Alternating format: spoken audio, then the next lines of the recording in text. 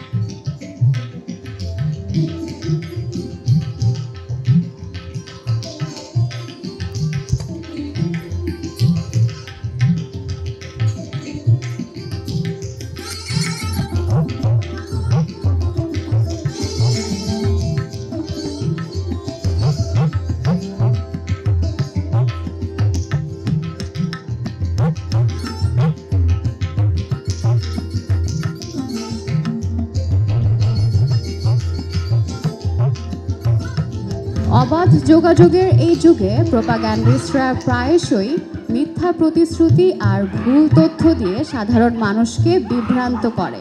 তারা সত্যের ছদ্মবেশে হাসি মুখে প্রতারণা চালায়। আর ঠিক সেখানেই ফ্যাক্ট চেকারদের কাজ শুরু হয়। তারা ডিজিটাল সৈনিকের মতো প্রতিনিয়ত লড়াই করে। টিম ফ্যাক্ট ওয়াচ সে লড়াইয়ের গল্প তুলে ধরছে। আমি রোল প্লে করেছি প্রোপাগ্যান্ডিস্টের, অর্থাৎ সমাজে প্রাত্যহিক জীবনে আমরা দেখি যে নানান ধরনের ফেক প্রমিজেস, ফেক নিউজ যেমন থাকে তেমন ফেক প্রমিজেসও থাকে। তো সেই জায়গাটাই আমি আসলে ফুটিয়ে তোলার চেষ্টা করেছি আমাদের শিল্পকর্মের মাধ্যমে। দায়িত্ব ছিল ফ্যাক্ট চেকার, একজন ফ্যাক্ট চেকার কী করে সেটা রিপ্রেজেন্ট করা। সো এখানে আমি আমার কানের দুল পড়েছি ওপেন বুক। সো একজন ফ্যাক্ট চেকার সবসময় যা দেখে ওটা বিশ্বাস করে না, তারা ডকুমেন্টেশন দেখে, সোর্সিং দেখে এটা। তারপর আমি এখানে পৃথিবীর মতো একটা ডিজাইন করেছি, আর পুরো পৃথিবী আমার দায়িত্ব ছিল ফ্যাক্ট চেকার, একজন ফ্যাক্ট চেকার কী করে সেটা রিপ্রেজেন্ট করা। সো এখানে আমি আমার কানের দুল পড়েছি ওপেন বুক। সো একজন ফ্যাক্ট চেকার সবসময় যা দেখে ওটা বিশ্বাস করে না, তারা ডকুমেন্টেশন দেখে, সোর্সিং দেখে এটা। তারপর আমি এখানে পৃথিবীর মতো একটা ডিজাইন করেছি, আর পুরো পৃথিবী এখন ডিজিটাল মিডিয়া পুরো পৃথিবীকে প্রোপাগান্ডা গ্রাস করে রেখেছে। আর ম্যাক্সিমাম এই যে দিয়াশলাইগুলো আমি এগুলোকে প্রোপাগান্ডা হিসেবে ধরেছি, কারণ প্রোপাগান্ডা ফায়ারের মতো খুব তাড়াতাড়ি ছড়ায়। Team shadow shifter. ঘুম ভাঙলেই বুঝি চোখে যা ছিল তা ছিল ছায়া। নেটওয়ার্কের জালে বন্দি, সত্য হারায় প্রতিদিন। জাগো হৃদয়ে, ভাঙো মিথ্যার নিগড়, খোঁজো সত্যের আলো। আমাদের একটা মেইন ক্যারেক্টার আছে যে কিনা খুব পশ ছিল। তো ওর ক্ষেত্রে ব্যাপারটা হচ্ছে যে ও হঠাৎ করে গরিব হয়ে যায় এবং খুব ঋণে পড়ে যায়। ওর কাছে একটা মেসেজ যায় যেখানে থাকে যে ও মান্থলি 1 লাখ টাকা ইনকাম করতে পারবে। তো এটা আসলে একটা ট্র্যাপ ছিল, যেটা কিনা আমার ছিল। তো ওই ট্র্যাপের বসে ও চলে এসে ও হচ্ছে গিয়া এইখানে ধরা খেয়ে যায়। আমি হচ্ছে গিয়ে তারপরে মানে আমাদের যে ভিলেন ক্যারেক্টারটা, ও হচ্ছে ওর কিডনিগুলো নিয়ে পরে সেল করে দেয়। তো আসলে মেনলি যদি এত সহজে জিনিসগুলো হয়ে যায় তাহলে তো এই ব্যাপারটা কেমন না, যে এত সহজে হলো কীভাবে। তো আসলে ও এই জিনিসটা পুরোটা হচ্ছে গিয়ে স্বপ্নে দেখছে। বিকজ মানুষের একটা ইনস্টিংক্ট থাকে যে আমি কি এখানে যাব, এখানে গেলে কি আমার কিছু হইতে পারে। ও এইটাই হচ্ছে গিয়া আসলে চিন্তা করতে করতে করতে স্বপ্নে দেখে। পরবর্তীতে আমরা দেখতে পারি যে ও উঠে। বাতাবি লেবু। সত্যের আর্তনাদ যেন না চাপা পড়ে মিথ্যের মুখোশে। মিথ্যা অভিযোগে কাপে বিচার, হারায় আসল কণ্ঠ।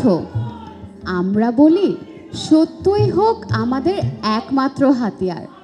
প্রশ্ন করি, মিথ্যের মুখোশে সত্য কতটা নিরাপদ? আমাদের টপিক ছিল ফেক রেপ। তো এটা নিয়ে প্রোপাগান্ডা হিসেবে আমরা কিভাবে প্রেজেন্ট করতে পারি, তো সেখান থেকে আমরা দুইজন পার্টনার এটা করেছি।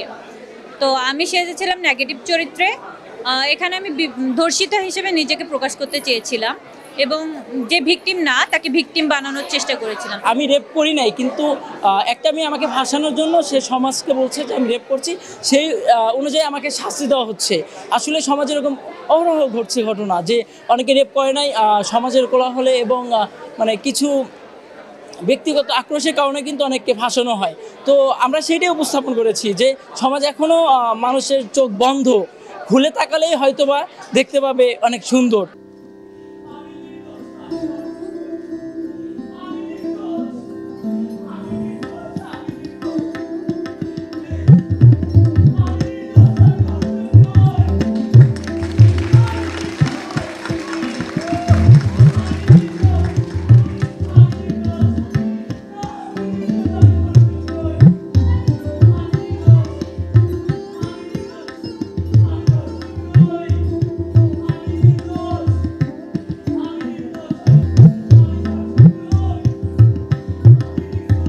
Team masked reality. বিভ্রান্তি ও মিথ্যার জালে সাধারণ জনগণ কৃত্রিম বাস্তবতাকে গ্রহণ করে সত্য হিসেবে। ডিজিটাল মিডিয়ায় স্বচ্ছতার সংজ্ঞা প্রশ্নবিদ্ধ। মিথ্যা প্রলেপে সত্য চাপা পড়ে। মিডিয়া কখনো বিভ্রমের চক্রে জড়িয়ে পড়ে, কিন্তু সত্যকে আলোতে আনাই আমাদের লক্ষ্য। রাশিয়া ও ইউক্রেন যুদ্ধের প্রোপাগান্ডা মিথ্যা ও সত্যের সীমারেখা অস্পষ্ট করছে। আমরা প্রোপাগান্ডার খোলস ভেঙে যুদ্ধের দুর্যোগের প্রকৃত মানবিক দিক তুলে ধরার চেষ্টা করছি।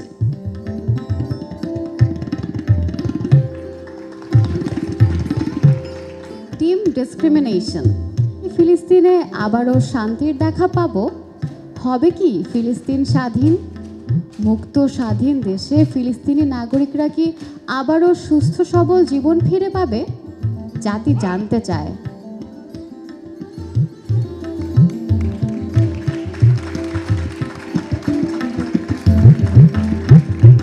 মিডিয়া সব সময় সমাজের প্রভাবশালীদের হাতের খেলনা। তার বার্তা নিয়েই সামনে এগিয়েছে জাতি। এটাই আমাদের গল্প, আমাদের পরিচয়। এই কস্টিউমটা হচ্ছে একটা শান্তির বোঝানো হচ্ছে, আমাদের রিলিজিয়াস যে ব্যাপারটা, মসজিদ, মন্দির আর হচ্ছে মাজার, যে এই টাইপের জিনিসগুলোকে আমরা সাদা থেকে একটা পিস হিসাবে করি। সো ওইটার কনসেপ্ট থেকে আমাদের এটা বানানো। আর এটা হচ্ছে ফুললি ট্র্যাশ। আমরা যে চা খাই বা হচ্ছে পানি খাই অন টাইম কাপের, সো এইটা হচ্ছে ওইটা থেকে বানানো। আর হচ্ছে আমরা যে কোনো প্রোডাক্ট র্যাপিং করি, সো র্যাপিংয়ের পরে যে জিনিসটা আমরা ফেলে দিই, সো ওইটা হচ্ছে এই জিনিসটা, এই উইংসের প্রোপাগান্ডা নিয়ে। সো নেটওয়ার্ক প্রোপাগান্ডাতে হচ্ছে যে আমাদের 5 অগাস্টের আগে অ্যান্ড পরে কি কি বিষয়গুলো হয়েছে, কোন কোন এই কস্টিউমটা হচ্ছে একটা শান্তির বোঝানো হচ্ছে, আমাদের রিলিজিয়াস যে ব্যাপারটা, মসজিদ, মন্দির আর হচ্ছে মাজার, যে এই টাইপের জিনিসগুলোকে আমরা সাদা থেকে একটা পিস হিসাবে করি। সো ওইটার কনসেপ্ট থেকে আমাদের এটা বানানো। আর এটা হচ্ছে ফুললি ট্র্যাশ। আমরা যে চা খাই বা হচ্ছে পানি খাই অন টাইম কাপের, সো এইটা হচ্ছে ওইটা থেকে বানানো। আর হচ্ছে আমরা যে কোনো প্রোডাক্ট র্যাপিং করি, সো র্যাপিংয়ের পরে যে জিনিসটা আমরা ফেলে দিই, সো ওইটা হচ্ছে এই জিনিসটা, এই উইংসের পালকগুলো। প্রোটেস্ট করছিল, যে কারণে আমি আমার ড্রেসে কেচি, চুল এইসব ইউজ করেছি। তো যখন প্রোটেস্ট করছিল দেখা যাচ্ছিল যে হচ্ছে ওই প্রোটেস্টের যে ভিডিওগুলো আপলোড করা হচ্ছিল সেগুলো হচ্ছে কিছুক্ষণ পরেই 24 ঘন্টার আগেই সেগুলো ব্যান করে দেওয়া হচ্ছে। বাংলাদেশেও জুলাই যে আন্দোলনটা হয়, জুলাই আন্দোলনের সময়ও দেখা যায় যে আমরা যখন প্রোটেস্টের ভিডিওগুলো আপলোড দিচ্ছিলাম, আমরা হেল্প চাচ্ছিলাম, তখন দেখা যাচ্ছে সরকারের যে লোকগুলো, মানে মিডিয়ার আর কি, সরকার দ্বারা নিয়ন্ত্রিত হচ্ছে। সরকার যেটা বলছে যে ভিডিওগুলো থাকবে না, রাখছে না। তো আমরা এই যেন প্রোপাগান্ডাটা বেরিয়ে আসতে পারি, এই জন্য আমরা এই থিমের উপর কাজ করেছি। আমার যে কস্টিউমটা সেটা হচ্ছে অনেকগুলো টাকা বা অনেকগুলো ডলারের বিষয়গুলো দেখানো হচ্ছে। এগুলো আসলে যে সমাজের বিত্তশীলরা বা সমাজের কন্ট্রোলিং সাইড রয়েছে, তারা যে মিডিয়াকে কীভাবে কন্ট্রোল করে, মিডিয়াকে কন্ট্রোল করে তারা নানা ধরনের জিনিসপত্রগুলো ফুটে দিলে সেই বিষয়গুলো আমাদের শোর মাধ্যমে দেখা যাচ্ছে। আমরা একটু আগে ফ্যাশন শো দেখলাম, যে বিভিন্ন উচ্ছিষ্ট জিনিস থেকে সেটাকে কিভাবে ফ্যাশনের রূপ দেওয়া যায় সেটা কিন্তু আমরা দেখলাম। সো একজন শিল্পী হিসেবে তোমার কেমন লেগেছে? অসাধারণ লেগেছে। আমি ব্যক্তিগতভাবেও সেটা করি এবং আমি এর আগেও একটি ফ্যাশন শোতে আমি উপস্থিত হয়েছিলাম অ্যাজ এ শো স্টপার, যেখানে ওরা বিভিন্ন ধরনের ফেলে দেওয়া জিনিস দিয়েই সেগুলো ফ্যাশন শো করেছিল এবং সেইটা এত বেশি এখন পপুলার হচ্ছে এবং এটা এইভাবে যে এগিয়ে যাচ্ছে, এটাই তো আমরা চাই। এই যে ধরো রিসাইকেল বিষয়টা, এটা আসাটা খুব জরুরি, কারণ আমাদের কিছু কিছু বিষয় আছে, যেমন ধরো প্লাস্টিক, অনেক জিনিস আছে যেগুলো কিন্তু পানির সাথে মেশে না, যেটা আমাদের পরিবেশের জন্য ভীষণভাবে ক্ষতিকর। তো সেইগুলো দিয়ে যদি আমরা একটি সুন্দর ফ্যাশন শো করতে পারি, একটি সুন্দর পোশাক পরিধান করতে পারি, কেন নয়? Brilliant show for sure. এবং এটা জেনে আরও ভালো লাগলো যে এর বেশিরভাগ পেছনের চিন্তাটা যারা করেছেন তারা প্রত্যেকে স্টুডেন্ট, হয়তো আগের বছরের আর পারফর্ম করেছে রানিং ইয়ারের স্টুডেন্টসরা। This is amazing. এবং এটা দেখে বোঝা যাবে না যে এদের কারোরই আসলে এটা ঠিক প্রফেশন না। আপনি অডিয়েন্স হিসেবে যখন দেখবেন, আপনি পারফরমেন্সটার পেছনে কি চিন্তাটা গেছে সেই চিন্তার রেখাগুলো দেখতে পাবেন। That really made it relatable and amazing.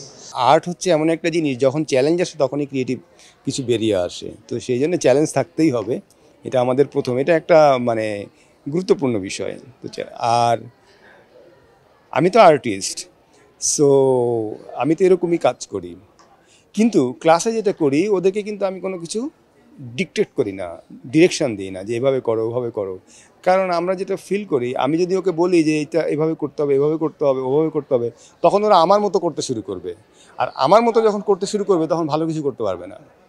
আমি চাই যে উল্টাটা, যে তুমি কি করতে চাও করো।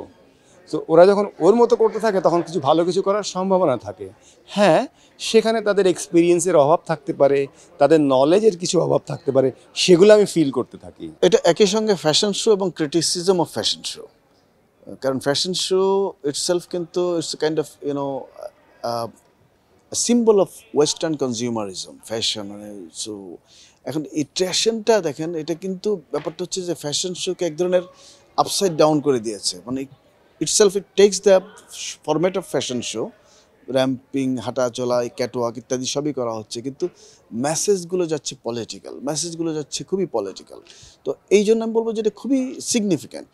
মানে সিগনিফিক্যান্ট এই অর্থে যে এটা একটা দারুণ কালচারাল পলিটিক্যাল টুল, যে if you hit the ruler in the language of the ruler, it hits the most. তো এখন আমরা অ্যাকচুয়ালি মনে করি যে ট্র্যাশন শোটা এই জন্য ইম্পর্ট্যান্ট, যে ট্র্যাশন শোতে আমরা যেই ক্ষমতাবান মানুষজনকে যে বার্তাটা দিতে চাই, এটা তাদের ভাষাতে দেওয়া হচ্ছে।